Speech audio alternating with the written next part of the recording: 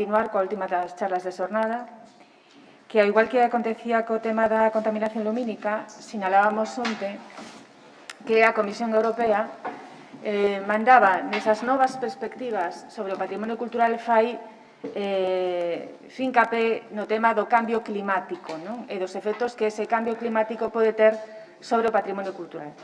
Xa comentábamos onte da experiencia de algúns países que adotaron medidas contra o cambio climático e como este afectaba o patrimonio cultural. Concretamente estábamos a falar da barrera do Támesis, que ten que ser revisada antes do ano 2030, que si produciu efectos favorables, e tamén falábamos do exemplo de Venecia, onde se invertiron gran cantidad de fondos públicos e que, sin embargo, non está a producir os efectos que se estaban esperando. E comentábamos onte que Galicia, España, pero tamén Galicia ten moitísimo patrimonio cultural nas súas costas, e, desde o punto de vista normativo, non se está a facer nada para protexer ese patrimonio cultural fronte ao cambio climático.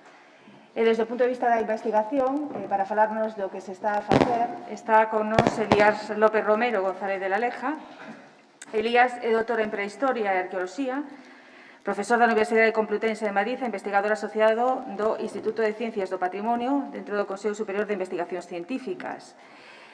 Elías é profesor do Departamento de Prehistoria e Historia Antiga e Arqueoloxía da Universidade Complutense de Madrid, investigador asociado, como decía, do Instituto de Ciencias do Patrimonio.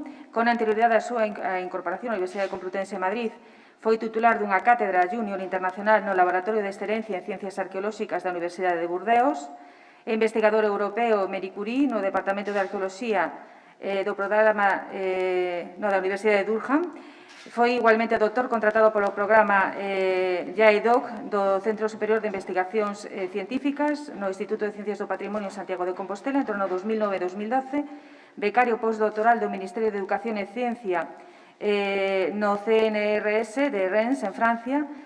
Traballou como técnico no Museo Arqueolóxico Nacional entre os anos 2008 e 2009, e disfrutou de distintos contratos e becas postdoctorais no Departamento de Prehistoria do Consello Superior de Investigacións Científicas en Madrid entre o 99 e 2005. Realizou estancias breves de investigación nas universidades de Reading, no Reino Unido, de Rennes, en Francia e en Sevilla.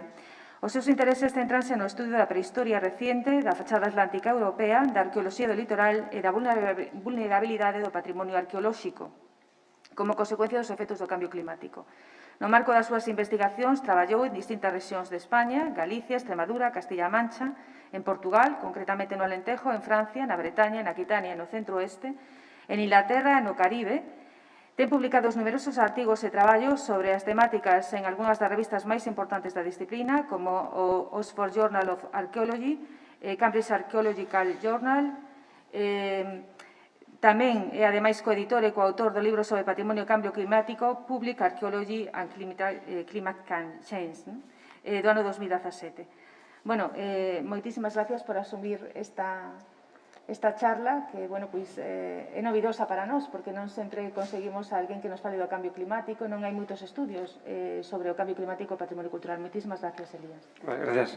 Gracias, Isabel. Quería agradecer, por suposto, a Isabel e ao Concello a invitación, e como falaba antes con mi compañera e amiga Rebeca Blanco, é a segunda vez que vou falar no marco das actividades do Consello. A primeira foi en 2015, cando organizouse a xornada sobre precisamente Guidoiro Areoso, do que vou falar un pouco tamén hoxe. E como dixen antes, vou facer a presentación en castelán, porque, para mí é máis doado. Vivín 4 anos en Santiago, pero xa esqueci moito do galego, entón para mí vai ser máis doado falar en castelán. Simplemente quería una primera diapositiva sobre los contenidos. Voy a hablar, en primer lugar, del lugar del patrimonio cultural en la discusión general sobre cambio climático. En segundo lugar, unas ideas e imágenes sobre los efectos del cambio climático en el patrimonio cultural, que es una de las cosas que más, visibilidad tiene y más nos interesan. En tercer lugar, acciones y respuestas, qué se está haciendo, cuáles son las posibles soluciones alternativas que están manejando para acabar con la actualidad, algunas nociones de actualidad y algunas perspectivas actuales. No voy a hablar, lo vais a ver, no voy a hablar del caso gallego en concreto como separado de otras cosas. Lo que voy a hacer es integrar un poco lo que está ocurriendo a nivel global e internacional e ir integrando ahí ejemplos de lo que tenemos también en Galicia, ¿no? Y de hecho es uno de los mensajes que quiso dar con esta charla, que tenemos que ver, bueno, de lo local a lo global y de lo global a lo local, ¿no? Como digo yo, no hay un caso de estudio muy pequeño, muy local, si las preguntas son globales, y lo mismo, las preguntas globales hay que aplicarlas al ámbito local, ¿no? Entonces, en este primer aspecto que decía de cuál es el lugar del patrimonio cultural en la discusión sobre el cambio climático, evidentemente, una de las cosas que estamos viendo en estas jornadas es lo diverso que es el patrimonio cultural, ¿no? Arqueológico, etnográfico, material e inmaterial, con esa dimensión, ese matiz que hablaba ayer Cristina Sánchez Carretero, lo material e inmaterial como dimensión, no como tipología o categoría, ¿no? Una segunda evidencia, cuando tratamos esta cuestión del patrimonio cultural y cambio climático, es la irrefutabilidad del cambio climático actual. No voy a entrar digamos, en las causas ni detalles sobre esto, pero existe un cambio climático actual y a nosotros nos interesa, desde el patrimonio cultural, ver cuáles son esos efectos, cuáles son los efectos del cambio climático sobre ese patrimonio. Los dos principales son la alteración y, eventualmente, la destrucción. Otro tema muy interesante en este contexto global inicial que quiero marcar es que hay una diferencia muy importante digamos, del patrimonio cultural respecto, por ejemplo, a ecosistemas y especies biológicas. Digamos que, aunque evidentemente los efectos sobre los ecosistemas pueden ser muy graves de un cambio climático, digamos que una especie o un ecosistema siempre tiene un margen de maniobra. Una especie, bueno, puede migrar, puede adaptarse si el cambio es suficientemente lento. Un ecosistema dunar, por ejemplo, aunque esté muy erosionado, eventualmente puede recuperarse. El patrimonio cultural no tiene una resistencia inherente. El patrimonio cultural no puede migrar, no puede regenerarse una vez que está destruido o alterado. Necesita precisamente de la intervención humana. Otra evidencia en este debate, pues que los que trabajamos en estos temas sabemos que el patrimonio cultural tiene potencial, además, para ayudarnos a comprender, digamos, cómo las sociedades han actuado frente a cambios climáticos pasados, qué alternativas o soluciones se pueden aportar para esas alternativas, ¿no? Para esas adaptaciones, si queréis. Entonces, este potencial pues, tiene muchas dimensiones, ¿no? Podemos estudiar, por ejemplo, yacimientos arqueológicos y datos paleoambientales para ver cómo cambió el pasado. Podemos ver cómo las distintas sociedades del pasado respondieron, por ejemplo, a la subida del nivel del mar, a la pérdida de territorios, al aumento de temperaturas, al cambio en los recursos, etcétera, etcétera, ¿no?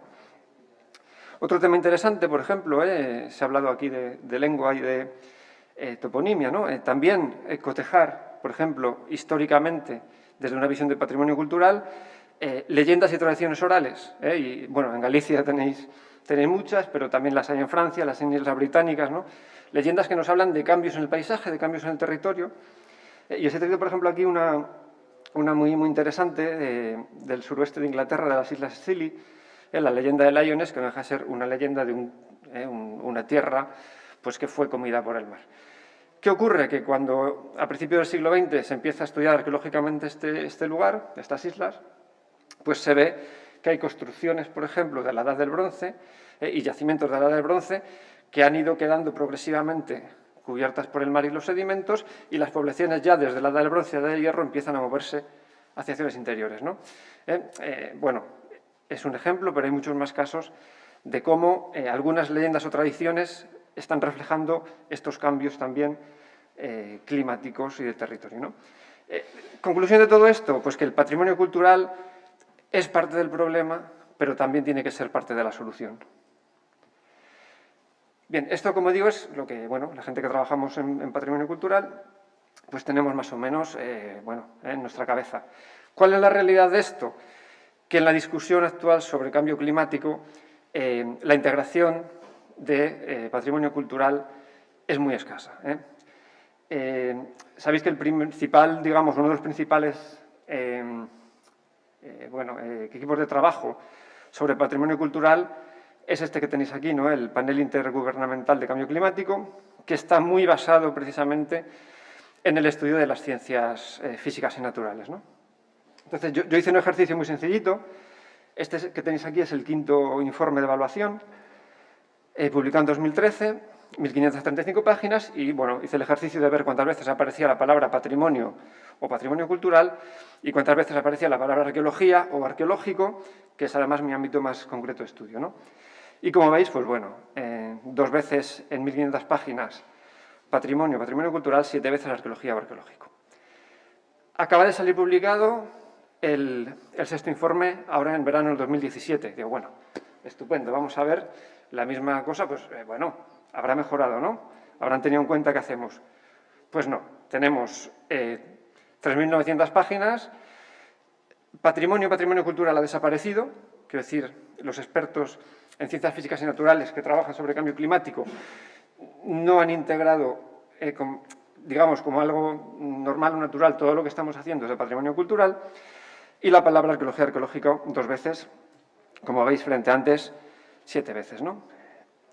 Cuando se hace referencia a arqueología, y esto es uno de los aspectos, digamos, en los que el patrimonio cultural y la arqueología en concreto puede aportar más a este debate, se refiere siempre a análisis polínicos o al estudio de los niveles del mar, ¿no? Pero hay, como he dicho, muchas otras facetas que están quedando fuera.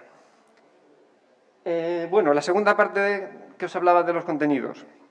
Al margen de esta constatación de cuál es el contexto, digamos, en el debate, ¿no? que estamos jugando como, en los estudios de patrimonio cultural. Pues la segunda parte tiene que ver con los efectos, como decía, de este cambio cultural en el patrimonio, ¿no? Evidencia, de nuevo, erosión y destrucción de yacimientos y elementos patrimoniales. Erosión, alteración, destrucción, distintos niveles. Lo que nos hemos estado, digamos, bueno, la gente que trabajamos estos temas desde hace ya bastantes años, nos hemos percatado que, digamos, que hay 2 ritmos de destrucción, si queréis, ¿no?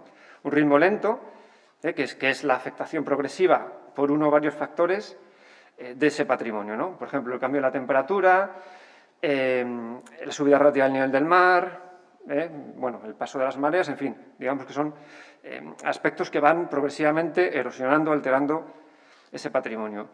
Pero a la vez hay un ritmo rápido que se refiere a la alteración inmediata o destrucción incluso inmediata por un agente concreto, como puede ser un evento climático extremo, una tormenta en un momento dado, ¿no? Algo así. Entonces, claro, es muy difícil prever este tipo de efectos, además de ritmo rápido, ¿no?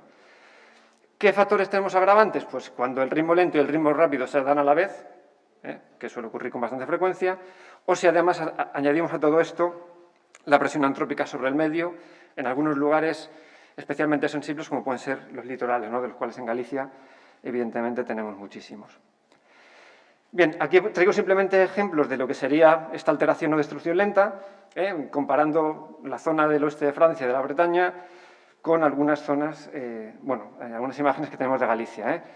Esto, por ejemplo, son monumentos de época neolítica, de hace unos 5.000 años, 5.500 años, ¿vale? Que evidentemente no estaban construidos en el mar, pero que se ven afectados por ello y pueden llegar a estar destruidos, ¿no? Y como digo, desde el Neolítico aquí tenemos también un yacimiento de época romana que ha tenido que ser consolidado porque el acantilado pues estaba deshaciendo. Y en Galicia tenemos el caso que, como digo, comentamos en el 2015 y que muchos seguro conocéis, de Quido Areoso, con toda una serie de cistas de la Edad del Bronce erosionadas y destruidas en la zona intermareal y algunos monumentos megalíticos, de nuevo, de época neolítica, destruidos, como veis, entre 2011 y 2013, sin ir más lejos, ¿no?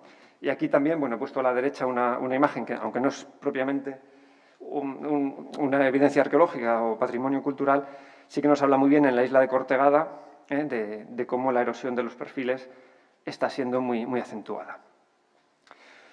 Digo, destrucción, alteración rápida, una tormenta, combinada con un momento de alto coeficiente de marea, en fin, puede llegar a destruir, bueno, pues un yacimiento en cuestión de una noche, de una tarde, de unas horas. Esto es un ejemplo del oeste de Francia, de nuevo, esto es un ejemplo de Escocia, y esto que tenéis aquí abajo es un ejemplo de Alaska, en el que, además de este evento, digamos, climático extremo, ha ocurrido una cosa, que es la destrucción lenta también por la subida de las temperaturas y la pérdida de los niveles de permafrost. Es algo que está pasando mucho en Alaska y en Siberia, por ejemplo, en yacimientos arqueológicos. ¿Qué ocurre además? Pues que muchas veces tenemos algunos de estos contextos que se están destruyendo muy rápido, que además son contextos excepcionales, ¿vale? Por ejemplo, sabéis, en Galicia o en zonas de Bretaña, en lugares en los que el sustrato, por ejemplo, es ácido, granítico, pizarras y demás, no se suele conservar los restos orgánicos de tiempos pasados. Entonces, en algunos lugares, solamente en áreas litorales o zonas, digamos, con sedimentología adecuada, vamos a tener esos restos del pasado. Y aquí os traigo, por ejemplo, un ejemplo de registro arqueológico excepcional que está siendo destruido, en este caso, en el suroeste francés. Unos yacimientos en la desembocadura del Garona, cerca de la zona de Burdeos, y como veis, tenemos yacimientos arqueológicos en la zona intermareal que están desapareciendo todos los días, ¿vale? Y aquí descubrimos, pues como veis, una cronología del cuarto milenio antes de Cristo, época neolítica, con maderas, bueno, todos los restos de haber trabajado la madera, todas las marcas de uso, incluso insectos conservados. Este es el primer insecto, por ejemplo, neolítico que se ha datado en toda Europa, ¿de acuerdo? Pues eso, un agravante, por así decirlo, no solamente tenemos la destrucción, sino que además tenemos destrucción de algunos elementos que son totalmente únicos. Y si los perdemos, los hemos perdido para siempre. Otro de los efectos, y que enlaza también con lo que se ha hablado hoy, con lo que habló ayer Cristina Sánchez Carretero, esos valores inmateriales o esa dimensión inmaterial del patrimonio. Por ejemplo, aquí he traído un ejemplo de un cementerio de esclavos que hay en la isla de Guadalupe, del Caribe francés, donde estamos trabajando ahora desde hace, bueno, 3 o 4 años. ¿Y qué ocurre? Pues que tenemos la dimensión, digamos, de pérdida material de un yacimiento arqueológico, en este caso colonial, unido a la pérdida de las sociedades del Caribe, que en muchos casos consideran esta herencia, digamos, del esclavismo, esta herencia de la colonización, como algo realmente suyo, como algo realmente muy importante para ellos, ¿no? Entonces, aquí realmente lo que tenemos esa dimensión material de pérdida de las tumbas arqueológicas, con información para reconstruir esa sociedad, con la pérdida, digamos, de las sociedades actuales que ven como su pasado, en muchos casos lo que consideran su pasado, porque la sociedad del Caribe es muy compleja, ¿no? Bueno, pues también está desapareciendo, ¿no? Y, de hecho, este es el yacimiento arqueológico que veis aquí, las tumbas, y se ha hecho un memorial al lado del yacimiento en el que, bueno, se reconoce que es un lugar sagrado, que hay que respetarlo y demás, ¿no? Fijaos, acciones y respuestas. ¿Qué estamos haciendo, qué se está haciendo a nivel internacional ante esta situación? Bueno, hay múltiples aproximaciones, pero digamos que una de las más generalizadas es la creación de herramientas que nos permitan ver cómo de vulnerables son los yacimientos arqueológicos o los elementos del patrimonio cultural. Y aquí, por ejemplo, esto es una de las cosas que desarrollamos junto con mis colegas franceses, un formulario de vulnerabilidad que tiene en cuenta toda una serie de variables que afectan o que amenazan al patrimonio cultural y una segunda serie de variables que, digamos, representan la resistencia del patrimonio cultural a esos efectos adversos. Por ejemplo, no es lo mismo tener un pequeño yacimiento de época prehistórica al borde del mar que tener, bueno, pues las torres de Catoira, que aunque están, digamos, en peligro, tienen una construcción más sólida, ¿no? Por hacer así un ejemplo un poco burdo, ¿no? Y además, digamos que gracias a este tipo de formularios, luego podemos realizar cartografías de la vulnerabilidad de los sitios en distintos grados, como veis, más o menos vulnerables. Esto, como digo, bueno, esto es un ejemplo, como digo, que hemos desarrollado nosotros, pero se está haciendo a nivel internacional. Los escoceses fueron de los primeros en trabajar en ello, los ingleses también han trabajado bastante, galeses, en fin. Digamos, es una dinámica que se ha generalizado porque es una herramienta relativamente fácil de implementar, además con aplicación smartphone ya, evidentemente, como también hemos visto antes en alguna presentación, relativamente fácil de implementar y, sobre todo, bastante eficaz. Y esta herramienta la aplicamos en Galicia entre 2010 y 2015 aproximadamente con distintos proyectos, sobre todo el proyecto de Plan Nacional de Estudio Arqueológico del Parque Nacional Marítimo y Terrestre de Illas Atlánticas, dirigido precisamente por Cristina, que estuvo ayer aquí con nosotros, y que tenía toda una parte, digamos, también de arqueología, ¿no? Y se aplicó también esta misma lógica, este mismo formulario, a la zona de las rías de Ares y Ferrol, un proyecto que hice con mi compañero Surso Ayán. Y como veis, bueno, simplemente se trata de valorar cuál es el estado de los yacimientos que estamos estudiando y así ofrecer, digamos, una cuantificación de cuál es el riesgo de cada uno de ellos, ¿no? Otra herramienta a la que hacía antes referencia cuando ha habido el turno de preguntas es precisamente el análisis digital y la modelización de la erosión. Hoy en día tenemos herramientas como la fotogrametría, que nos permite reconstruir en forma tridimensional elementos del patrimonio cultural que nos interesa estudiar, porque pueden estar afectados por estos problemas, y bueno, crear toda una serie de, digamos, modelos e interpretaciones a partir de ellos. Esto que tenéis aquí precisamente es el Amamua 4 de Guido Areoso, un monumento megalítico de época neolítica. Bueno, en 2011 se le colocó un muro de protección provisional, precisamente, y lo que nosotros hicimos en el marco de varios proyectos fue crear estos modelos con fotogrametría, precisamente para modelizar, por ejemplo, aquí lo que veis es cuál era la escorrentía, por donde el agua, por ejemplo, cuando había una avenida de oleaje, ¿no? Por donde el agua iba erosionando más y cuál era el modelo de flujo, ¿no? Digo, este tipo de modelos hoy en día se pueden hacer muy fácilmente, o bien con fotografía, series fotográficas digitales, o bien con láser escáner terrestre, que es este aparato que tenéis aquí, ¿no? De hecho, nosotros hemos estado combinando las dos para comparar un poco digamos, el potencial de cada una y poder comparar modelos. Bueno, cosas, por ejemplo, que podemos hacer con esto, como decía, monitorizar, hacer un seguimiento de cómo está evolucionando el yacimiento. Este es otro de los monumentos prehistóricos de Guido Areoso.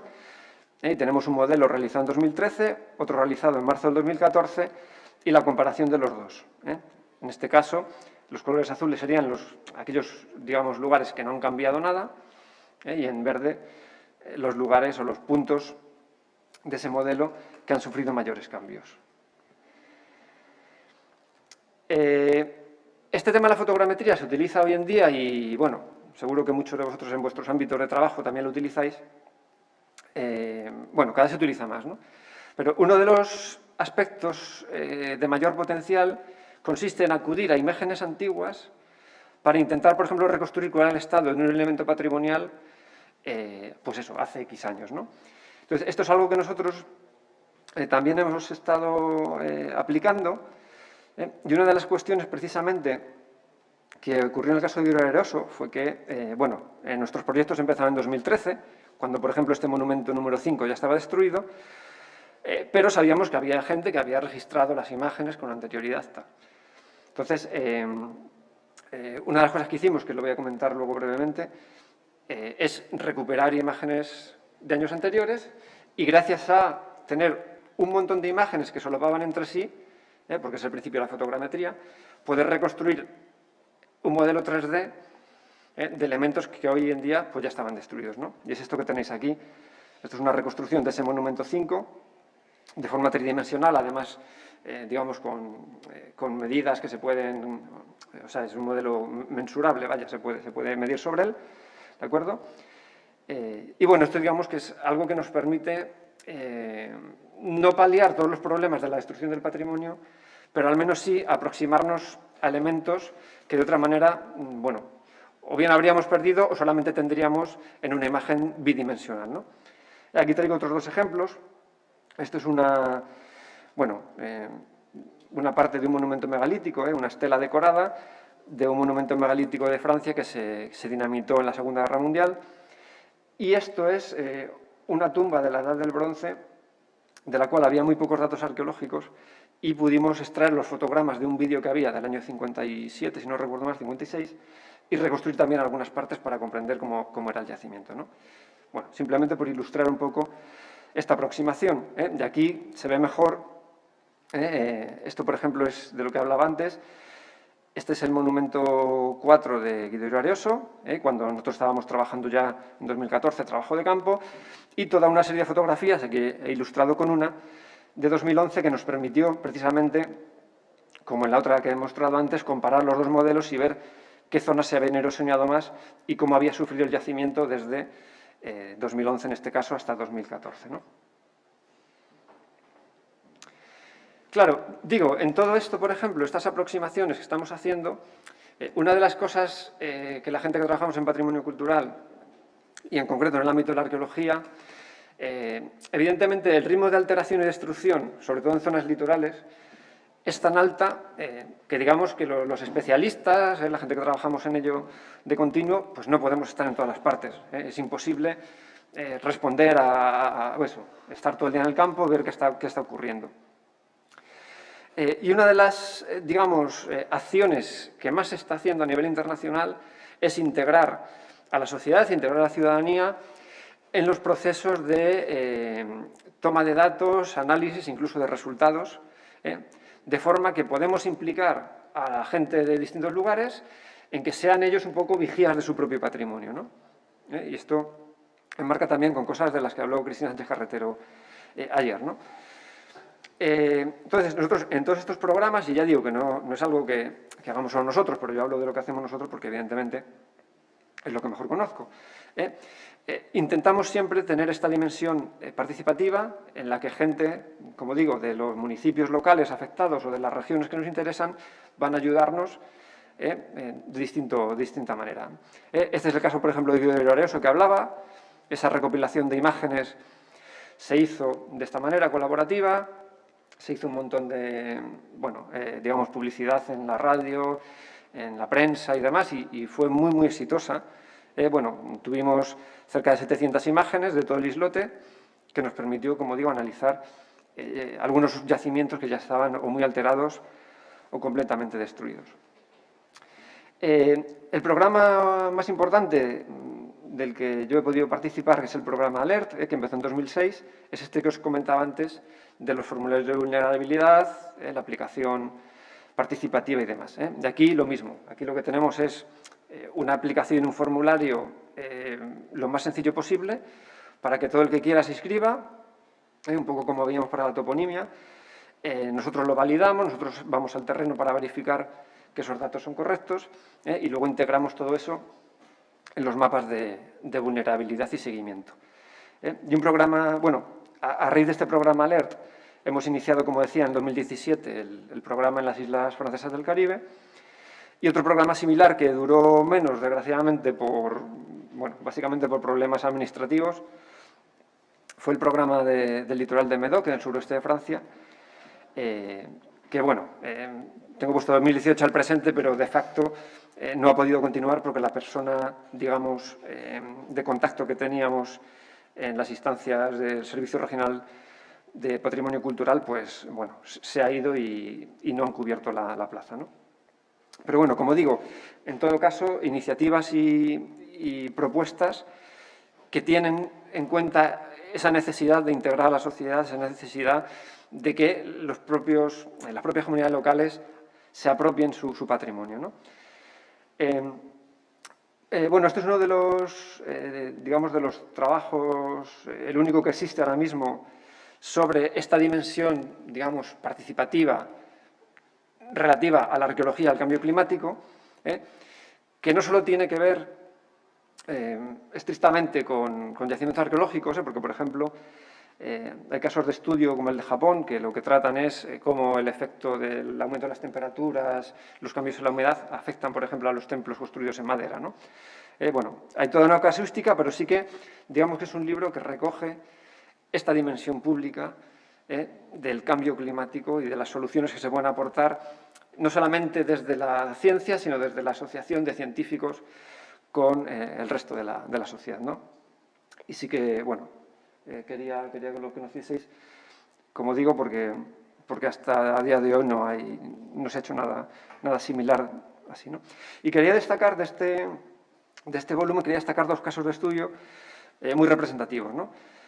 El primero a la izquierda, bueno, es en Groenlandia, se recurrió, digamos, a las poblaciones locales indígenas, precisamente para intentar localizar yacimientos que, como digo, los científicos pues, no pueden estar en todos sitios, precisamente por esas tradiciones orales también, muchas veces por la toponimia, pues estos indígenas conocían localizaciones que en ocasiones remontaban a muchos siglos, y esto permitió, digamos, conocer mejor el patrimonio cultural de esa zona y abordar mejor su estudio y protección, ¿no?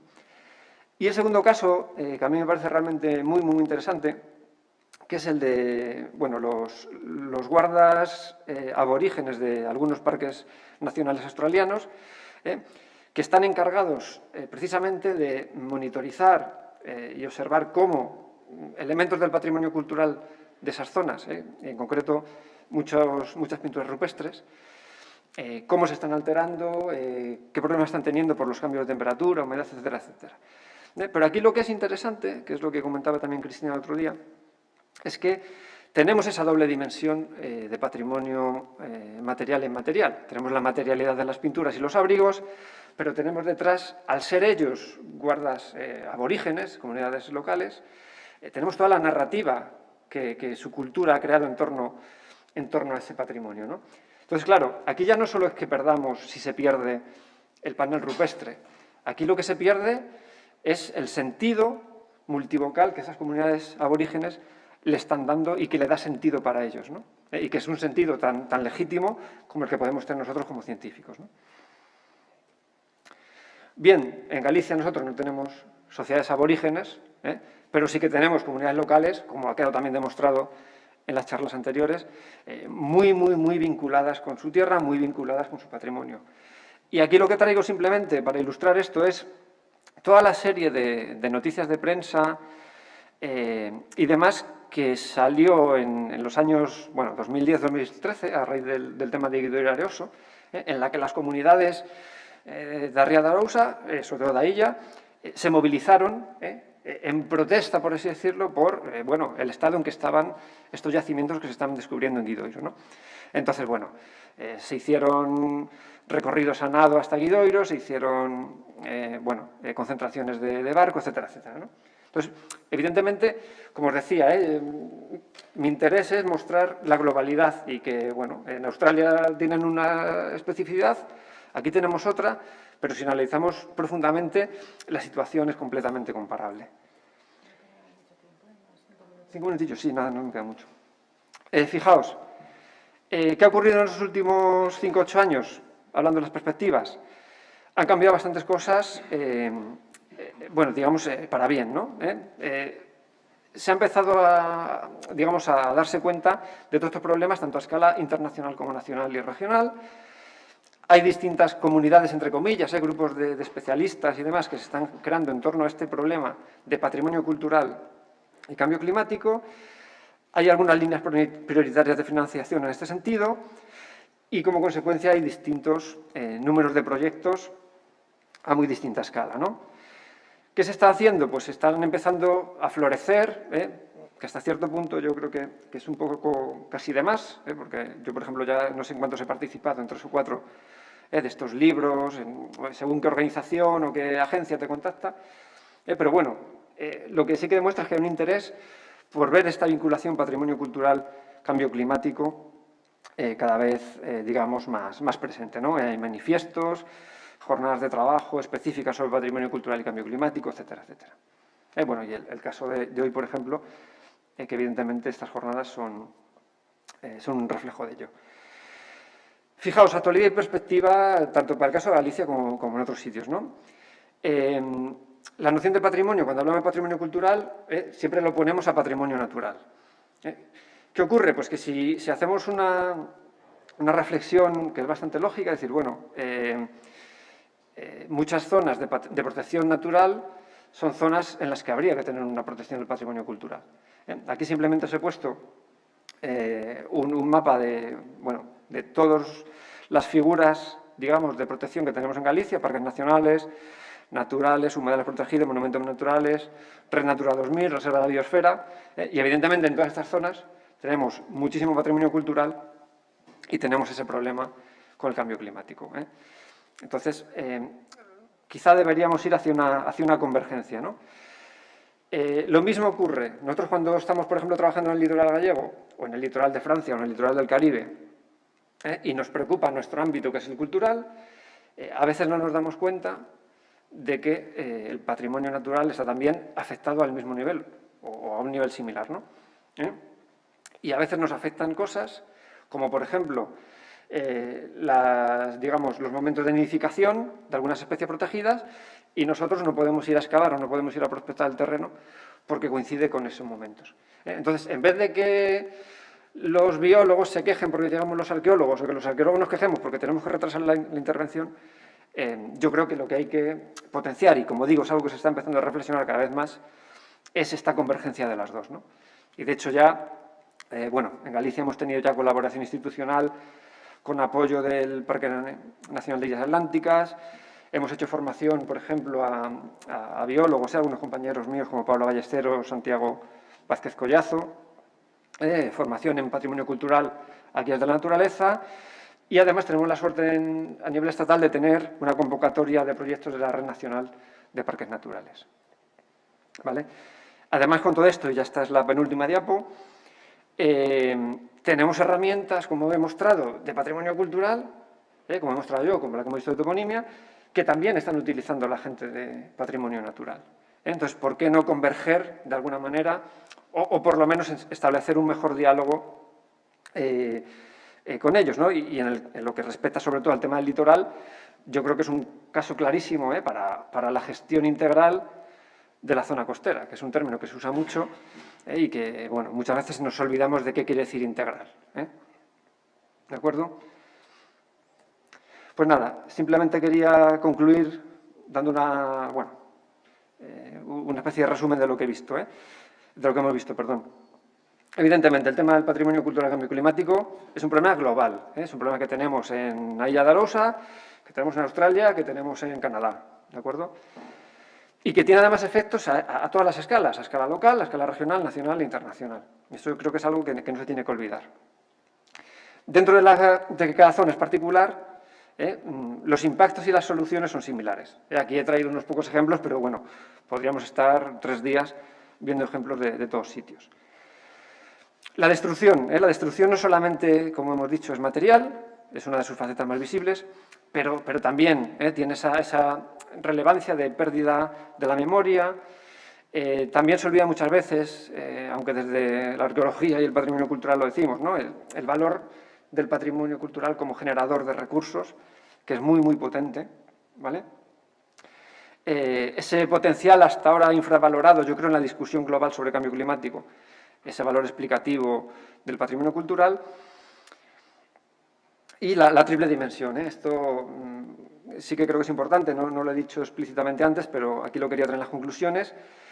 Investigación, gestión y difusión son 3 patas que tienen que ir siempre juntas, porque si quitamos una, la mesa se desmorona, ¿vale? Y en esta triple perspectiva, las nuevas tecnologías yo creo que tienen que jugar un papel muy importante. Como tiene que ser esencial la integración de la sociedad en la investigación, compartir resultados y en la gestión.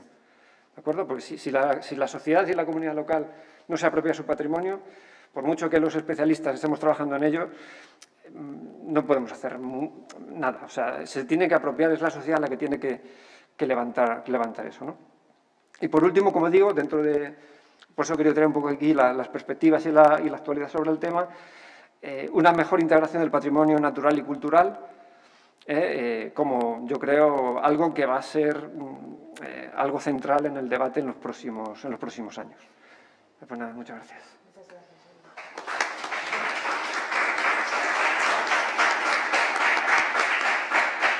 Bueno, abrimos ahora un turno de preguntas. También preguntas para Vicente y para Paco, que quedarán de esta mañana. No sé si alguien tiene alguna pregunta.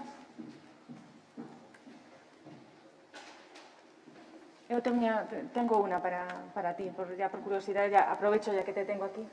En Galicia tenemos, bueno, tú te ocupas más que nada del patrimonio arqueológico, y dentro del patrimonio arqueológico un valor que tiene Galicia es cantidad de pecios en las aguas submarinas, concretamente en las Rías Bajas y también en la Costa da Morte.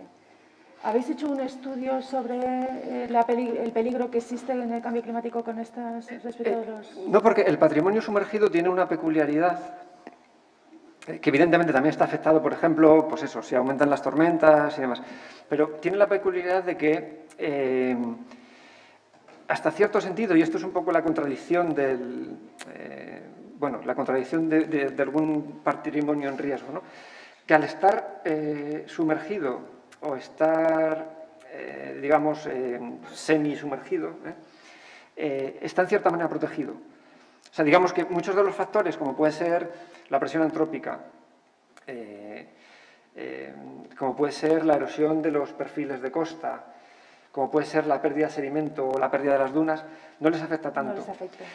Claro, ahí ya, evidentemente, he dicho, no les afecta tanto. O sea, sí que afecta, porque, por ejemplo, el cambio de régimen, de aguas subterráneas y demás, evidentemente puede también provocar la pérdida de sedimento en las capas superficiales subacuáticas. Incluso provocar que salgan al exterior, ¿no? Claro, digamos, nosotros nos hemos ocupado principalmente del tema... del tema terrestre, por así decirlo, dentro de la parte marítima, pero lo que está emergido o lo que está en la zona intermareal. Porque, por ejemplo, en Francia, que como digo, llevamos trabajando desde el 2006 en estos temas, sí que hemos visto que yacimientos sumergidos continuamente pues, tienen menos alteración. Los especialistas que trabajan, por ejemplo, en Francia estos temas, evidentemente están viendo alteración, pero no es ni mucho menos lo que tenemos, pues eso, que de un día para otro. Yo, por ejemplo, cuando he estado trabajando en Burdeos estos últimos años, de 2017 a 2019, había incluso 30 metros de pérdida de duna en una tormenta, ¿no? Una cosa espectacular. Entonces, en ese sentido, el patrimonio subacuático es un poquito peculiar. No es que le afecte, pero le afecta de otra manera. Muy bien. No tenemos... Jorge tiene una pregunta. Bueno, primeiro, felicitar a Isabel por ter reunido a xente tan dispar na xornada de patrimonio, porque mira que hai que ser transversal para ter unha visión transversal como a que ti tes. O patrimonio cultural é transversal, que é o que trata de decir Europa. Eso se trata. Bueno, eu tiña unha pregunta para Vicente, que eu sempre digo que dentro dunhas décadas lembraremos a súa figura como un dos grandes heróis da recuperación do que somos. Se tedes, claro, o vosso colo de botella é que sodes 4 gatos recollendo, evidentemente non ides a dar para os 2 millóns de topónimos que vai haber entre tal, non? Entón, se tiñedes algunha estrategia determinada para que iso se difunda a través de colexios, administración local, de xeito que consigades unha rede efectiva que permita ter unha tropa ampla de xente que vos meta os topónimos dentro, claro.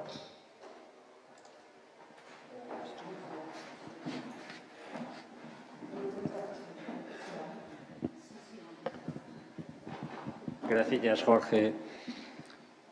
A ver, nos temos...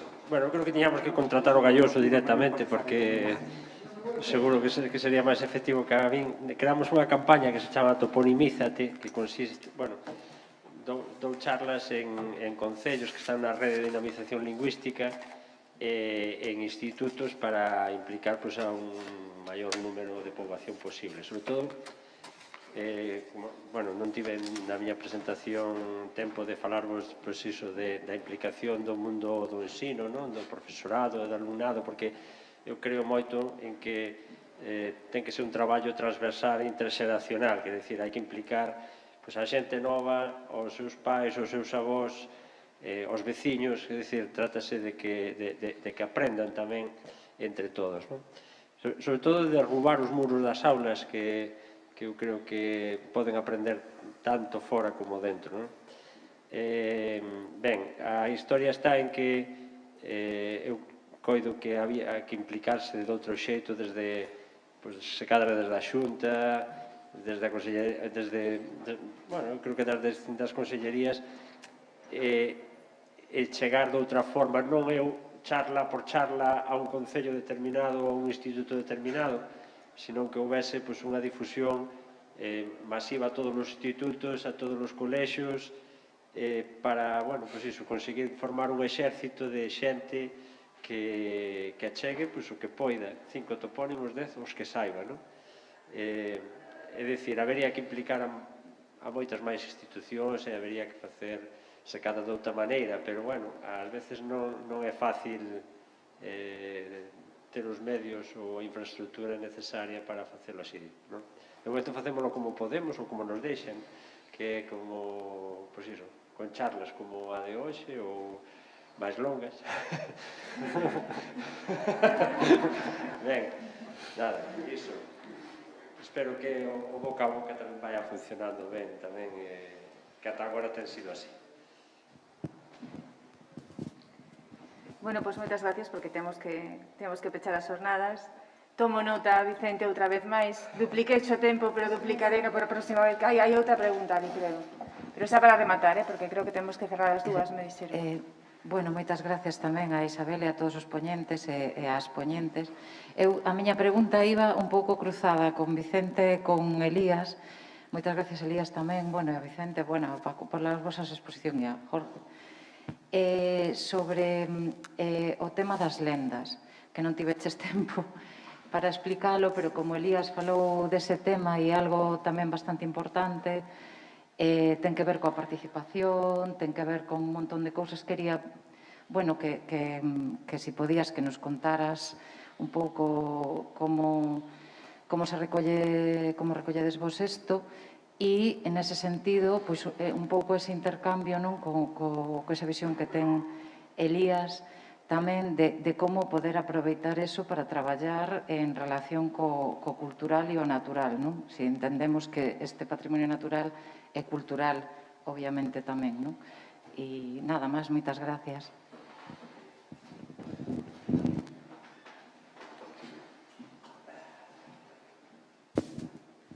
Elías, queres contestar primeiro? Non. Bueno, nada. Sí, a ver, é unha parte fundamental, non? Eu creo que non hai unha parroquia en Galicia que non teña unha pena dos mouros ou a pena da moura ou que non haxa un tesouro agochado, a lenda dun tesouro agochado, non? Entón, asociados, nos falamos de etioloxías, que decir, é a motivación que produce o nome, non? É dicir, hai unha lenda, por eso se chama pena da moura, porque hai unha lenda sobre unha moura, non? Entón, a xente ainda garda esa memoria de por que determinados topónimos se chaman así. Eu, por exemplo, falábamos antes de que nas serras os pastores tiñan nomes, non son nomes recentes, non teñen a mellor máis de 200 anos de antigüidade, pero poñíanllos eles porque se a pedra era a pedra da merendera porque se sentaban ali a merendar, non? Ou se a pena era a pena queixeira era porque muxían ali as cabras e facían o queixo ali, non? É dicir, toda esa tradición, todas esas lendas veñen asociadas aos topónimos e cando recollemos o topónimo introducimos na ficha do topónimo esa lenda que conta a xente, de dúas maneiras, ou en texto escrito ou agora con esta aplicación gravamos un audio que para nós, insisto, para os lingüistas é fundamental escoitar a xente como fala, non? Porque así podemos facernos a nosa propia transcripción fonética de como está pronunciando un topónimo. Non é o mesmo, ás veces, un balcobo que un balcubo. Bueno, en fin, axúdanos tamén a estudar máis a lingua. Eu tiña outra diapositiva que eran tamén as etimoloxías populares e as coplas e as cantigas que hai moitas veces asociadas a un topónimo. Tiñamos aí unha diapositiva a falar diso, non? A xente de Gondomar di que o topónimo ven porque o sitio estaba no hondo do mar, non? E os da praia de Canido din que o can ido foi e non volveu, non? Quer dizer, eles buscan a súa propia explicación a topónimos que non saben de onde veñen, non? Entón, todo iso forma parte da nosa lingua, forma parte do noso patrimonio material e tal, e vai quedar aí recollido para disfrute de todos os galegos, todas as galegas, e para os de fora, non? Unha parte moi importante que non puiden falarvos é que os emigrados galegos disfrutan moito con este traballo, non? Unha porque desde Argentina, desde Brasil, desde Uruguai, desde calquer sitio, eles lembran os nomes da terra e están nos metendo na aplicación. E outra, porque hai xente que nos di que os facemos felices porque grazas a esta aplicación facémolos viaxar todos os días á súa terra, porque eses nomes evocanlle a súa infancia, non? Eses nomes que ven na plataforma. Entón, é unha maneira de estar en contacto ca terra. Xa sabedes que os galegos a morriña levámola no corazón, non? Entón, bueno, pues é unha forma, non? De non só recuperar os nomes, senón toda a historia que hai detrás deles, non? Non sei se con isto te contestei un pouco. Vale. No tengo este. Vale. Sí. Se contestas. No, bueno, simplemente nada, o sea, añadir simplemente eso, que desde la parte arqueológica o más material del tema, es complicado muchas veces intentar, bueno, ver qué exactamente hay de realidad en lo que se dice o no, ¿no? Pero digamos que lo que tenemos que verlo es como un nivel más de esa parte inmaterial de ese patrimonio cultural, ¿no? Yo creo que es lo importante. Y en algunos casos muy concretos, como ese que os ponía del sureste de Inglaterra, bueno, sí que tenemos elementos como para decir, bueno, esto viene de aquí o puede estar relacionado con esto, ¿no? Es a lo que me refería. Sí, Rebeca. Isabel, non sei se podo lanzar unha pregunta. Tú mandas. Porque me parece importante, sobre todo de cara a análise que tivemos onte en relación co toda a parte legislativa, sobre todo coa última intervención de Elías. E precisamente porque ti nos estás levando do ámbito local o global o internacional e a inversa, quería saber si, precisamente porque este tipo de patrimonios do litoral están moi afectados polo cambio climático, estáse facendo na legislación internacional ou en outros ámbitos que ti coñezas algún tipo de plan estratégico de salvagarda deste tipo de patrimonios, está incluído nas leis ou non, ou estámoslo deixando a ver qué pasa. Claro, a ver, yo a nivel legislativo, sinceramente no estoy muy al tanto. Lo que sí que puedo decir, que es lo que os comentaba antes en una diapositiva, que es algo que sin duda va a tener un reflejo más pronto que tarde, seguramente a ese nivel legislativo, ¿no? Porque, como digo, ya no solamente somos 4 gatos como antes, que estábamos trabajando un poquito como podíamos en colaboración. Yo, por ejemplo, una de las cosas en las que he participado últimamente que me llamaron fue invitado por la ANECA, la Agencia Nacional de Evaluación de la Calidad, en, digamos, unos grupos de discusión que hay dentro de la Unión Europea, la programación sobre patrimonio cultural y la programación sobre cambio climático. Lo que han hecho ha sido crear un foro de discusión conjunta en la que van a tratar patrimonio cultural con patrimonio climático, con cambio climático, perdón. ¿Vale? O sea que digamos que ya incluso esas instancias internacionales están empezando a reaccionar.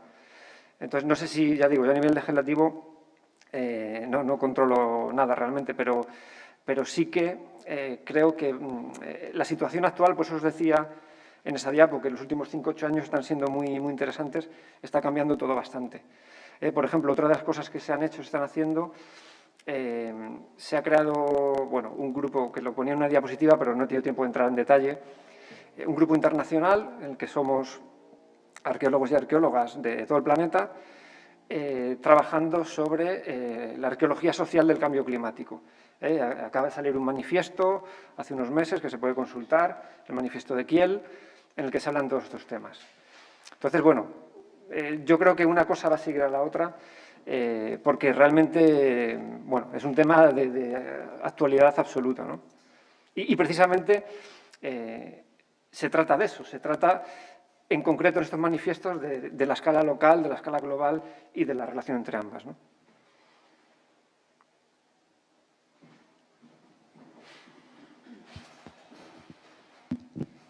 Buenos días. Yo quería también, bueno, una cuestión generalizada para todos, felicitarles por la transversalidad de los temas y un poco pues pensando en todas estas herramientas, plataformas nuevas para llenar de contenido con las comunidades locales y demás.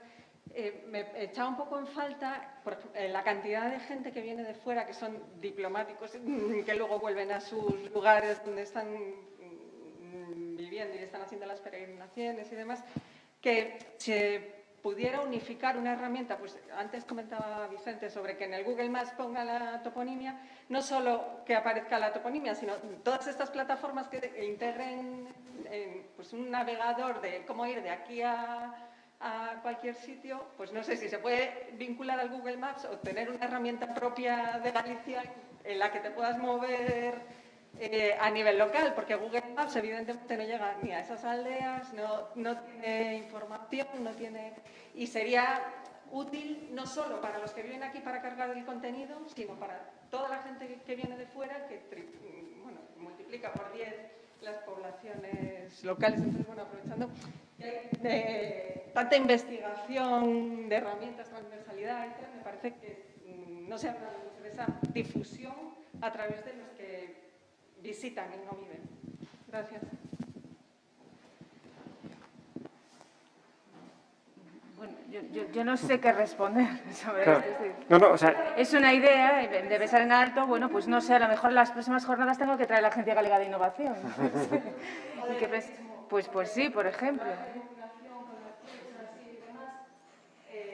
A ver, a mí me parece un avance, que lo comente, sabemos el éxito que ha tenido Galicia Nomeada y la extensión de esa aplicación hacia otras vertientes para que todos colaboremos, porque una de las cosas que a mí me gustaría que saliese de aquí es la necesidad, que hablábamos ayer, de que el patrimonio cultural entre en todos los sectores y sobre todo en uno y fundamental, que es el educativo. Entonces, no solamente educativo, hablando de los niños en los colegios, sino de la gente en general, de la población en general. Entonces, yo creo que el implicar a la gente local en la protección de su patrimonio cultural es fundamental. Entonces, yo no sé lo que pensará, por ejemplo, Vicente, pero el éxito de Galicia Nomeada pues está ahí, es patente, y yo creo que sería extensible a otras figuras, como nos comentaba ahora Elías, pero también a lo de la contaminación lumínica, de la que nos hablaba Salva, y otras muchas cuestiones. Entonces, a mí me parecería excepcional, pero claro, esto implica una mayor transversalidad todavía.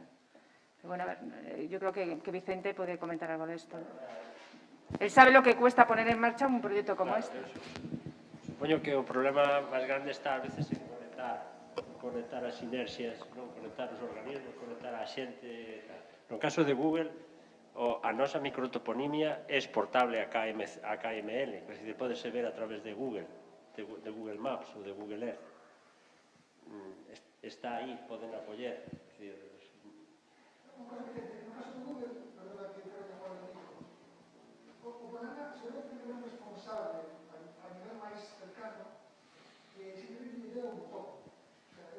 A ver, nos diriximos cartas a Google Madrid, non só desde aquí, desde a Real Academia Galega, desde a Secretaría Xeral de Política Lingüística, sino formo parte dunha comisión especializada en nomes xeográficos do Ministerio de Fomento que ten representantes en todas as comunidades. Tanto os vascos como os cataláns como a nós pásanos o mesmo con Google.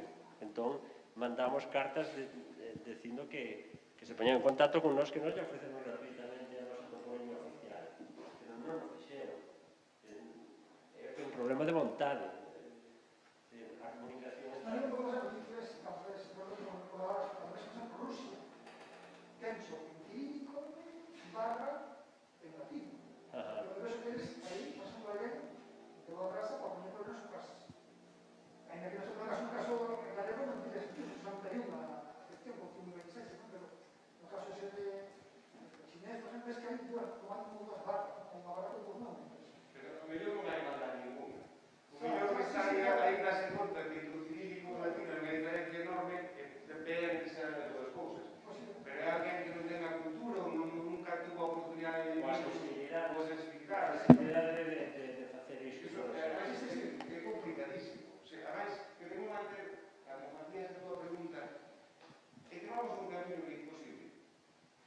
Porque as novas xeracións, como falaba tamén nas outras cousas, falaba ahora Elías, o patrimonio, cantos pequenos de 15 anos entran na catedral de técnica da Universidade dos Santos, se agora, parece como que está mal estudiar religión. Da igual as ideas que teñan. É filosofía. Pero nos guste ou non nos guste, temos unha herencia xudeo-cristiana.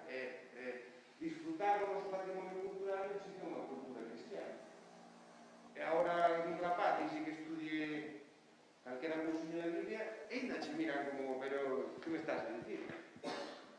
É moi difícil facer unha sinergia de todo eso, creo que é imposible. Sí, difundir todo isto hoxe en día a través de internet é como abrir unha ventá ao mundo para que a xente coñeza o que temos aquí, non? Entón, ao final beneficianos a todos, os de aquí e os que veñen a visitarnos, non? Ao final está, eu sempre digo, nas Illas Cíes recollemos sobre 600 topónimos, non? Cando un turista ven a visitar as Illas Cíes, aparte de bañarse en auga moi fría, e de unha paisaxe espectacular, nós ofrecémoslle todo ese patrimonio cultural que hai na illa asociada á toponimia. A idea futura do proxecto é poñer o que significa cada nome, pero as lendas e todas esas cousas xa están aí. Cando nos imos visitar, se cadra Goma ou tal, non temos unha aplicación que nos diga esta rúa chamas así por isto, por aquilo, non? Ao final, o interesante é difundir as cousas, que a xente as vexe, as use, e tal. E niso, Isabel ten un papel fundamental, claro, a propia sociedade, de que se ten un coñecemento das cousas son os veciños de cada sitio. Entón, trátase de recollelo e de difundirlo. O patrimonio non é nada, se non se proxecta. O patrimonio temos que proxectar. Bueno, xa non máis, plegamos, porque senón nos saímos.